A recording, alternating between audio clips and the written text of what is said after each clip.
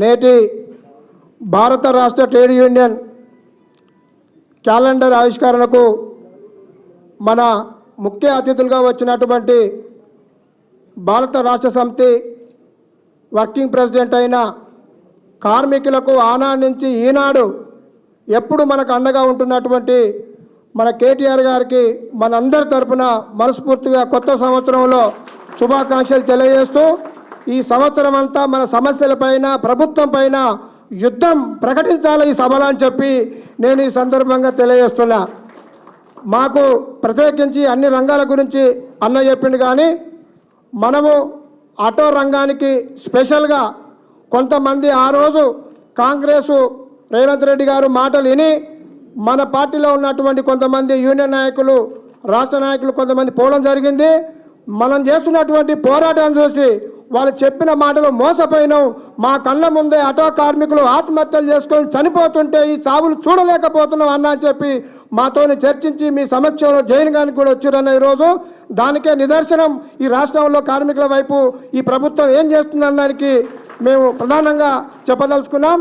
రాబోయే కాలం అంతా మన ప్రభుత్వం వచ్చేంత వరకు, ఈ ప్రభుత్వం ఇచ్చిన హామీలు అమలు చేసేంత వరకు ప్రతి సమస్య మీద అన్ని రంగాలను కూడా నన్ను ఒక అడ రంగంగానే చూడవద్దు, అన్ని రంగాలకు కూడా వీళ్ళ అన్నలకు ఎప్పుడైనా అండగానే ఉండి పనిచేస్తున్న ఈ కార్మిక విభాగానికి.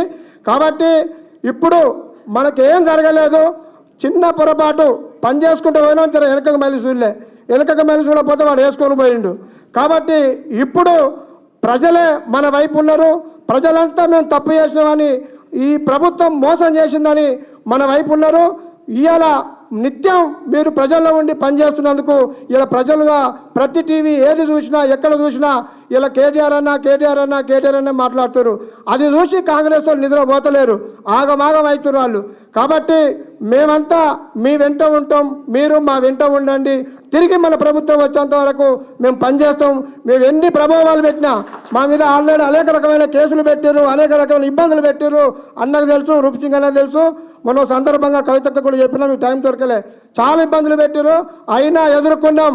స్వయాన మంత్రులే ఫోన్ చేసి బెదిరించారు నన్ను. అయితే మేము చెలవు అసెంబ్లీ పెడితే నా ఇంటికి పోయారు, హైదరాబాద్కి వచ్చారు, ఊరికి పోయారు. ఇది ఉమ్మడి రాష్ట్రంలో ఉద్యమంలో జరిగినటువంటి చర్యలు ఇప్పుడు జరుగుతున్నాయి. కాబట్టి మీరు నికాసుగా నిలబడి ఇలా మా వైపు నిలబడుతున్నందుకు ధన్యవాదాలు. తెలంగాణ యువత, కార్మిక వర్గం అంతా మీ వెంట ఉంటుంది. నిజంగా మీరు చేసే పని మేమే అనుకుంటున్నాం. నైట్ పనులగా అన్న నిద్రపోడు, తెల్లారి 6 గంటలకే మళ్ళీ పబ్లిక్లకు వస్తుండు. ఏ టైం అంటే టైం. ఇలా నాకు మిత్రుడు పోయిన ట్రాఫిక్ జామ్ అయింది, సార్ టైంకి వస్తాడా, మరి 11 పెట్టినంటే టైంకి వస్తుండే. అట్లా ఏం లేదు, పక్కా మన కోసం వస్తుందని చెప్పిన ప్రతి ప్రోగ్రాం ఇట్లా కొనసాగుతుంది. కాబట్టి ఆటో రంగం సమస్య అన్న చెప్పిండు, ఒకటే చెప్పిన ముగిస్తున్నా. వాడు 12,000 గంగలు పోయినాయి, సంక్షేమ బోర్డు ఆగమైంది.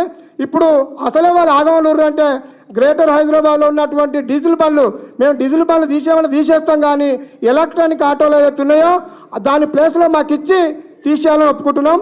రెండోది 12,000 ఇచ్చేదాకా, సంక్షేమ బోర్డు ఇచ్చేదాకా మా పోరాటం కొనసాగుతుందని చెప్పి ఈ సందర్భంగా తెలియజేస్తూ ఈ అవకాశం ఇచ్చినటువంటి మన అధ్యక్షుల వారికి, రాంబాబు అన్నకు, రూపసింగ్ అన్న గారికి, నారాయణ గారికి, మనకు అన్న ఇంకా చూడలే రాజశేఖర రెడ్డి గారు మన కార్మికులకు ఎప్పుడూ అండగా ఉండి ప్రతి సమస్యకు మనకు ఆనాడు నుంచి కూడా అన్న ఉన్నాడు.